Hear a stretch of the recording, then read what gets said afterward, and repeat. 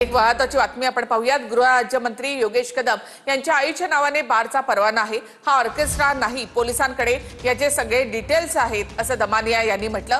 सावली बार प्रकरणामध्ये अंजली दमानिया यांनी हे आरोप केले आहेत।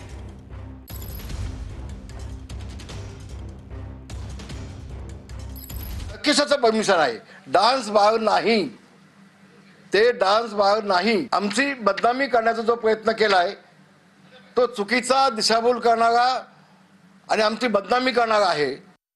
आधी म्हणाले ऑर्केस्ट्रा आहे, तर हा ऑर्केस्ट्रा नाहीये, कारण त्याच्या व्हिडिओ सकट सगळे डिटेल्स पोलिसांकडे आहेत।